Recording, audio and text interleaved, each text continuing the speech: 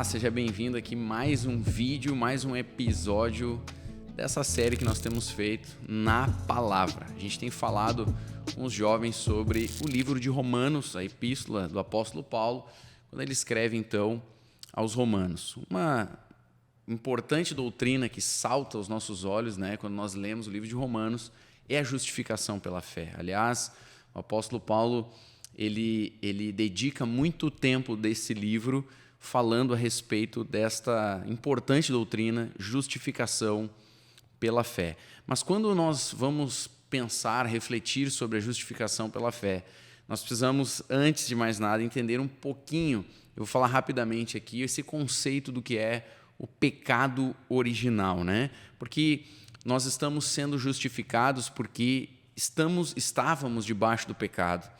E quando Adão e Eva eles cometem o erro, o pecado, lá no jardim, história que quase todas as pessoas conhecem, Deus, então, ele cria todas as coisas, ele cria a terra, ele cria os animais, ele cria a natureza, ele cria o ser humano. E ele coloca o ser humano para cuidar do jardim do Éden. E ali ele dá uma ordem expressa ao ser humano. Ele diz, olha, vocês têm liberdade de comer todas as árvores do jardim, exceto a árvore que fica no meio do jardim, a árvore que chamava a árvore do conhecimento do bem e do mal. E aí o diabo ali, claro, ele engana Eva, através da serpente. Apocalipse vai dizer que ele era a antiga serpente, diabo e Satanás. Então nós sabemos que ali é o diabo que está ali travestido de serpente e ele engana Eva, E Eva come do fruto, Adão também, e aí começa o problema da humanidade, que é o pecado. Esse é o nosso grande problema. O problema da humanidade se chama pecado. E o pecado nada mais é do que errar o alvo. É quando você sai do teu propósito original, é quando você passa a viver longe daquilo que Deus te criou para viver. É quando você começa agora a tentar viver a tua vida sozinho, emancipado de Deus. Esse é o grande pecado do ser humano, porque quando Adão e Eva comem do fruto, o fruto ele dava conhecimento do bem e do mal. Mas a pergunta que eu sempre faço é, será que Adão e Eva não poderiam conhecer o bem e o mal pelo próprio Deus, aprendendo com Deus? A Bíblia também diz que todos os dias, na viração do dia, ali por 6 da tarde, Deus vinha no jardim, ele caminhava com Adão e ele conversava com Adão, ou seja, Adão poderia perguntar qualquer coisa para o Senhor Deus, ele poderia aprender o bem, o mal, todas as coisas. Mas quando o ser humano ele come o fruto, ele está emancipando-se de Deus, ele está dizendo, não preciso de Deus, eu vou saber por mim mesmo. E este é o grande pecado da humanidade. Todos nós pecamos. Por quê? Porque Adão, quando peca, sendo o pai de todos nós, ele sendo a cabeça de raça, a matriz reprodutora de toda a raça, faz com que agora no nosso DNA, na nossa natureza humana, todos nós sejamos contaminados pelo pecado. Não só isso, mas daí Paulo vai dizer também em Romanos que por causa do pecado de Adão, todos nós estamos debaixo do pecado, porque todos pecaram. Eu acho isso muito interessante. Veja, Romanos capítulo 5, versículo 12. Portanto, assim como por um só homem entrou o pecado no mundo, e pelo pecado a morte, assim também a morte passou a todos os homens, porque todos pecaram. É interessante. Paulo diz, olha, todos estão debaixo do pecado porque o cabeça de raça, a matriz reprodutora, pecou e agora faz com que o seu legado de pecado passe agora a toda a sua espécie. Mas, ao mesmo tempo, também diz, porque todos pecaram. Ou seja, recebemos o pecado em Adão, mas nós também assumimos o pecado e pecamos também. Então não podemos colocar a culpa em Adão. Foi o Adão. Não foi só o Adão, você e eu também pecamos. Nós decidimos nos emancipar de Deus também e viver no pecado. Então, por causa disso, nós precisamos de um Salvador, nós precisamos de alguém que consiga operar algo e transformar o ser humano, e tirar o ser humano dessa natureza pecadora e colocá-lo em uma nova natureza. É isso que Jesus faz. Quando o Senhor Jesus vem à terra como homem e ele paga o preço pelos nossos pecados, morrendo na cruz do Calvário, ressuscitando no terceiro dia, ele faz com que haja esta condição. Agora, uma vez que ele paga o preço pelo nosso BO, pelo nosso pecado, agora nós temos condições, por causa daquilo que ele fez, de recebermos no nosso espírito uma nova natureza. Então nós não vivemos mais naquela natureza antiga, o legado de Adão, mas nós vivemos agora na natureza nova, o legado de Cristo. E por causa disso, porque nós colocamos fé nessa obra que Jesus fez, nós somos justificados. O que é ser justificado? É ser declarado justo. É alguém que cometeu um erro, um pecado, um crime e deveria ser condenado. Mas como alguém pagou o preço, disse, não, deixa comigo, eu morro no lugar dele, eu pago o preço por ele. Então agora esta pessoa é declarada justa, porque alguém já pagou pela sua iniquidade, pelo seu pecado, alguém já resolveu o seu BO. É isso que aconteceu. Então, o Senhor Jesus morrendo por nós, ressuscitando, ele nos dá a condição de sermos justificados diante de Deus, ou seja, Deus, o Senhor Deus, quando você e eu passamos por Jesus, aceitamos a Jesus, recebemos Jesus como Senhor e Salvador, ele nos olha agora com a lente de Cristo, ele vê Jesus na nossa frente, ele vê o que Jesus fez por nós e por isso ele nos declara justos diante dele. E nesse contexto, a lei ela tem um papel importantíssimo, porque a lei, quando eu falo aqui, é a lei de Moisés, né? Eu não estou falando da lei, a Constituição aqui do Brasil, as nossas leis naturais, estou falando da lei de Moisés. Por quê? Porque a lei de Moisés, ela me mostra a gravidade do meu pecado, ela revela o quanto o meu pecado era algo importante, problemático, né? Era algo terrível. A lei me mostra isso, porque quando a lei diz não cobiçarás, quando a lei diz não matarás, quando a lei diz, né, não darás falso testemunho, eu começo a pensar sobre essas coisas e olhar para a minha vida e perceber que eu cobiço, que eu estava mentindo, que eu estava vivendo erro. Então eu começo a ver, nossa, mas o pecado ele é terrível mesmo. Então a lei ela tem este papel de nos mostrar o quão terrível é o nosso pecado. Mas a lei nunca teve o papel de justificar o homem, né? A lei serviu como um professor. Gálatas diz que a lei nos serviu de aio até a fé que haveria de revelar-se. A fé se revela em Jesus. Então, o aio, a palavra original ali é paidagogos, né? É bem semelhante à palavra pedagogo, ou seja, é um tutor, alguém que é um professor, alguém que cuida da gente até que sejamos maduros, até que venhamos a ter idade suficiente para termos condições de pegarmos a nossa herança e agora assumirmos então a nossa casa. O que Paulo está dizendo? Olha, nós éramos seres naturais, não nascidos de novo, ainda em uma natureza adâmica. Então, a lei serviu para nos mostrar tudo isso. Olha como o pecado é terrível. Olha, uma fé vai se revelar um dia, mas uma vez que a fé se revela, eu não preciso mais da lei, porque a lei agora, o cumprimento da lei é Cristo.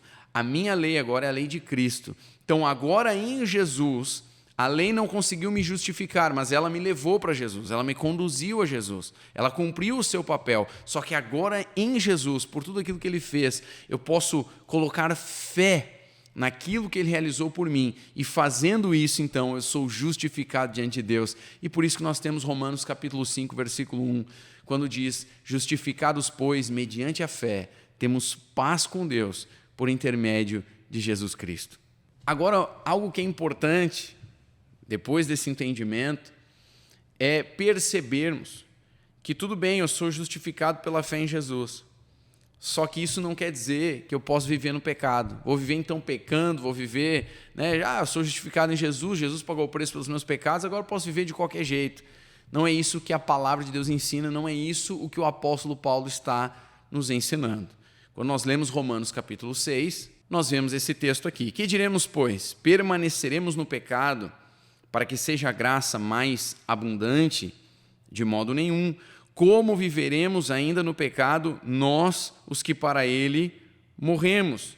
Ou porventura ignorais que todos nós que fomos batizados em Cristo Jesus, fomos batizados na sua morte, fomos, pois, sepultados com ele na morte pelo batismo, para que como Cristo foi ressuscitado entre os mortos pela glória do Pai, assim também andemos nós em novidade de vida. Por que eu estou levantando esse tema? Presta atenção nisso daqui. Hoje em dia tem sido ensinado uma graça que nós chamamos de pseudo-graça. O pastor Luciano Subirá fala disso. É uma pseudo-graça, porque ela não é a graça verdadeira, não é a graça bíblica. Deus é amor, Deus ama todos, Deus ama tudo, Deus aceita tudo. Só que não é isso que a Bíblia ensina. Aliás, né, Deus, quando nos chama, biblicamente, quando você lê as Escrituras, você percebe uma coisa. Jesus, quando nos chama, ele nos pede duas coisas. Não é que Jesus não pede nada para nós. Ele nos pede duas coisas. Que coisas são essas? A primeira delas é fé. É que você creia que Jesus é quem ele diz ser, o Filho de Deus, que veio em carne e que morreu, que pagou o preço pelos seus pecados e que ressuscitou, que ele está vivo. Se você não crê nisso, nada disso aqui vai fazer sentido. Nada disso aqui vai resolver o teu problema, que é o pecado. E é o meu problema, o problema de todos nós. Certo? Então, primeira coisa é fé. Segunda coisa, arrependimento. Uma vez que eu percebi o meu pecado, mesmo que eu não consiga por mim mesmo me libertar do pecado, eu vou a Jesus, é claro, mas eu vou arrependido, eu vou dizendo, eu não quero mais isso aqui para a minha vida. Jesus diz em Lucas 5,32, eu não vim chamar justos, eu vim chamar pecadores ao arrependimento. Ou seja, eu vim chamar sim pecadores, mas para uma transformação. A palavra usada ali é metanoia. Metanoia significa uma transformação profunda de mente, de caráter, de natureza, de atitudes, forma de pensar. Isso aqui é importante. Então Jesus diz, tudo bem, eu não vim chamar justos, mas eu vim chamar pecadores a metanoia, ao arrependimento. Quando aquela mulher pecadora foi levada a Jesus, e aí Jesus diz, aquele que não tem pecado atire a primeira pedra, e todo mundo vai embora e fica só a mulher, e Jesus diz, onde estão os teus acusadores? E ela diz, ninguém me condenou. Jesus diz, também eu não te condeno. Mas Jesus continua, vá e não peques mais. Ou seja, aqui a gente percebe que o desejo de Deus, o propósito de Deus na justificação pela fé, ou seja, eu não faço nenhum esforço para a minha salvação e justificação, foi Jesus quem fez. Esse é um presente, é o presente da graça. Essa é a graça verdadeira, certo? Eu preciso de duas coisas. Que coisas são essas? Fé e arrependimento. Tendo isso e vindo a Cristo Jesus, recebendo Jesus como meu Senhor e Salvador, eu sou justificado. Amém? Essa é a graça. Mas eu preciso entender uma coisa. A graça veio para operar isso e me tirar do pecado. Então, se eu digo assim, não, eu creio na justificação, nenhuma condenação mais há para mim, Jesus pagou o preço, mas continuo no pecado, eu não entendi a graça e eu não estou vivendo a graça e eu não fui justificado. Isso é importante nós compreendermos. A verdadeira graça anuncia a justificação e me mostra, olha, uma vez que você foi justificado, que você morreu com Cristo no batismo, você ressuscitou agora para uma nova vida. É interessante porque o versículo 4 do capítulo 6 diz isso. Para que, quando o texto diz para que, anuncia propósito. Diz, esta é a intenção, esse é o propósito. Foi para isso que você morreu em Cristo Jesus no batismo. Para quê? Para que, como Cristo foi ressuscitado entre os mortos, pela glória do Pai, assim também andemos nós em novidade de vida.